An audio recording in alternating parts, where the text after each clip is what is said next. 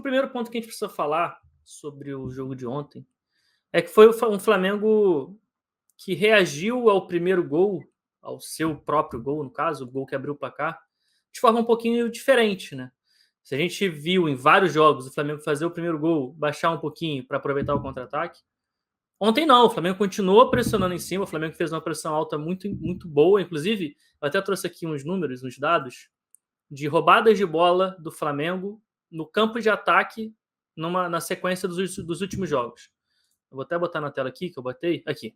Esse RBOP aqui é roubada de bola no campo do adversário, no campo do oponente. E contra o Juventude, o Flamengo teve um dos números mais altos dos últimos aqui, sei lá, tem 20 jogos aqui, 15, 20 jogos. Teve um dos números mais altos, foram 15 roubadas de bola no campo de ataque.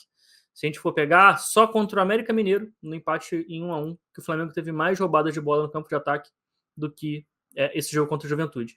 Então o Flamengo fez essa pressão alta e não fez só até fazer o primeiro gol. Se eu não me engano, o primeiro gol saiu com 10 minutos, 11, uma coisa assim, foi logo no começo.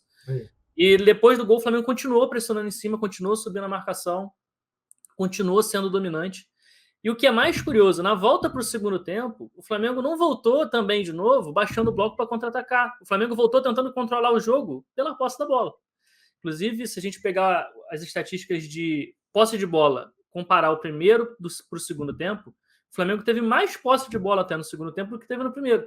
Que era justamente o Flamengo tentando descansar com bola, o que fez muito com o Jorge Jesus em 2019, o que fazia muito também com o Rogério Ceni, que era um time que gostava de controlar o jogo a partir da posse. E o Flamengo optou por fazer dessa maneira. Não quis baixar bloco, não deixou a bola com Juventude para aproveitar o contra-ataque. Quis ficar com a bola, quis reter. E dominou o jogo assim, controlou o jogo praticamente o tempo inteiro. Aquele gol do Juventude, vou ser bem sincero, não me assustou nem um pouco, porque foi um gol achado, foi uma bola parada. Depois daquilo ali, o Juventude não colocou nenhum tipo de pressão, não chegou mais vezes. Acho que o jogo foi totalmente tranquilo a favor do Flamengo. Então, com todo esse controle, com toda essa dominância do Flamengo na partida, vamos entrar agora nos detalhes mais táticos do jogo, porque tem algumas coisas bacanas pra gente falar. Eu vou fazer naquele esquema de compartilhar a tela, que aí fica nós três aparecendo aqui no cantinho, enquanto a gente vai mostrando as imagens. Deixa eu compartilhar aqui. A primeira coisa que eu queria falar é como muda a forma com que o Flamengo joga quando muda o centroavante, ou seja, quando sai o Gabigol e quando entra o Pedro. Porque o Pedro ele tem uma característica que o Gabigol não tem, que é o pivô, é receber a bola de costas, ser o homem-alvo de lançamentos longos ou de passes, receber de costas mesmo, esperando a marcação chegar para poder girar ou para poder dar um passe para alguém que está mais próximo e tal. E o Pedro tem muito essa característica. O Gabigol não tem. E o que é curioso é que quando o Pedro está no jogo, quando o Pedro entra, o Flamengo usa isso o tempo inteiro. Ele procura o pivô do Pedro o tempo inteiro. Eu me lembro que antes do jogo começar eu falei, cara, eu vou anotar todas as vezes em que o Pedro for utilizado, for fazer o pivô. Toda vez que o Pedro recebeu o pivô. Porque eu já tenho essa percepção há algum tempo. E eu queria ver quantas vezes o Flamengo ia usar na partida. Só que, cara, com 3 minutos eu desisti. Porque com 3 minutos já tinha usado 3 vezes. Eu falei, cara, eu só vou ficar anotando isso aqui o jogo inteiro. Então eu vou parar, vou largar de mão. Mas eu trouxe essas 3 vezes que eu anotei aqui pra gente ver. 1 minuto e 31. Felipe Luiz sai com um lançamento um pouco mais longo, tá sendo pressionado pro pivô do Pedro. Dessa vez ele consegue dominar a bola no peito aqui. O Flamengo consegue sair jogando. 2 minutos e 11. Juventude sobe a pressão. O Diego Alves não tenta sair jogando por baixo. Prefere dar um lançamento pro Pedro, que dessa vez deixa o zagueiro antecipar e não consegue dominar a bola. E com 2,36, tá ele de novo. Não num lançamento longo. Dessa vez num passe um pouco mais curto, vindo ali do Thiago Maia por baixo. Mas, de novo, ele vai receber, sofrendo a pressão pelas costas, só que dessa vez a pressão nem tá tão forte assim, ele até consegue girar e sair jogando. Mas como o Flamengo usa isso, cara, quando o Pedro tá em campo? Porque quando tem o Gabigol, isso não é uma possibilidade. Porque o Gabigol, primeiro, ele não se movimenta para fazer isso. Segundo, ele não tem força física para segurar esse pivô. E o Flamengo simplesmente não usa isso. Eu acho assim, gritante como entra um e sai outro e muda muito a forma com que os jogadores de meio campo de defesa saem jogando, justamente porque o centroavante mudou. Só uma curiosidade, na verdade, mas que muda bastante o modelo de jogo, o estilo, a forma com que o Flamengo ataca várias vezes. Isso acabou não sendo tão importante assim no jogo, porque Com exceção do primeiro gol, né, que teve aquele pivô do Pedro, que ele tem um passe de letra que, pelo amor de Deus, aquilo ali é sacanagem que o Pedro fez.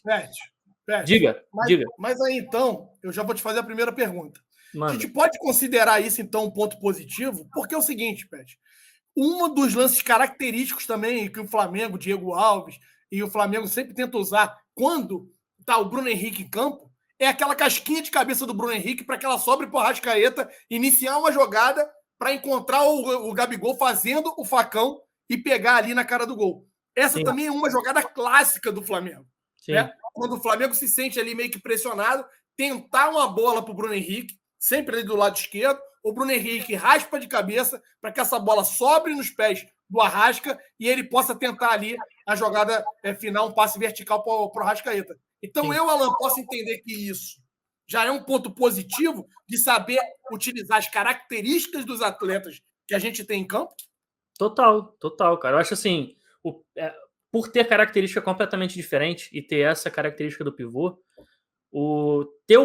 ter a possibilidade de ter o Pedro jogar de vez em quando, e o Flamengo usar o Pedro no melhor dele, é excelente, porque te dá variação de jogo, né? Te dá novas possibilidades. Nesse jogo, por exemplo, em que o Bruno Henrique estava machucado, se é o Gabigol que está em campo, o Gabigol está disponível, se ele não tivesse sido convocado, por exemplo, e tá o Gabigol junto com o Michael, junto com o Kennedy e junto com o Andreas, do meio para frente, quem que ia reter essa bola? Porque, primeiro, você não ia ter o pivô do Pedro, e segundo, você não ia ter essa jogada que você acabou de falar da casquinha do Bruno Henrique, que estariam os dois fora. Então, qualquer lançamento longo seria praticamente para perder a bola, porque não teria nenhuma possibilidade de jogada, entendeu? Então, sim, cara, ter o Pedro num jogo, em qualquer jogo, na verdade, te abre esse leque de possibilidade, te abre essa possibilidade de você usar o pivô dele, principalmente no jogo em que você não tem o Bruno Henrique e não poderia fazer essa jogada da casquinha que você acabou de falar, que realmente é muito característica desse time. No lance do primeiro gol, não é um pivô que ele recebe de costas pro gol, ele recebe de lado, porque a bola tá aqui com o Kennedy vindo de fora para dentro. Mas também é uma jogada de pivô, porque o Kennedy dá o passe para ele, a bola fica ali quase que em disputa com o zagueiro, mas o zagueiro vem para pressionar ele e, cara, assim, a imposição física, óbvio que o passe de letra é sensacional, mas a imposição física do Pedro para com a perna esquerda não deixar com que o zagueiro encoste na bola e com a perna direita dar o passe, cara, isso aqui é um ponto importante nessa jogada também. Porque se ele fosse um pouco mais frouxo, se ele não tivesse a força física que ele tem para segurar o zagueiro, ele não ia ter possibilidade de afastar o zagueiro da bola e conseguir dar esse passe sensacional de letra para o Kennedy, que estava entrando em diagonal aqui nas costas justamente do zagueiro que subiu para pressionar. Então, assim, primeiro, tem o pivô do Pedro, e segundo, tem o Kennedy, que depois que dá o passe, ataca o espaço justamente nas costas do cara que saiu para pressionar o Pedro. Justamente nesse espaço aqui que ficou aberto. O Juventude estava jogando com mania de 5, né, com 3 zagueiros e 2 alas. Quando a bola entra no pivô do Pedro, o Pedro atrai esse cara, consegue segurar ele na força física e dá o passe de letra para o Kennedy infiltrar exatamente nas costas desse zagueiro que saiu e desmontou aqui a linha do Juventude. Então, o primeiro gol do Flamengo sai muito por conta da característica do Pedro. Se é o Gabigol recebendo essa bola aqui, muito improvável que ele tivesse força física para segurar essa bola aqui e fazer esse mesmo tipo de jogada que o Pedro fez. Ou ele ia dominar dando um tapa aqui para frente para tentar já acelerar, ou ele ia dar um passe para trás. Ele não ia ter a força física que o Pedro tem para fazer esse pivô e dar o passe para o Kennedy. Então, de novo, é o que eu falei, é o centroavante do Flamengo tendo características completamente diferentes, mudando a forma com que o time ataca. E é bom, e eu acho muito bom, que o Flamengo sabe usar isso. Não é que, tá acostumado com o Gabigol e quando o Pedro entra, o time fica perdido sem saber como jogar. Não. O time consegue se adaptar ao Pedro e isso é muito importante. O primeiro gol sai justamente de uma jogada desse tipo.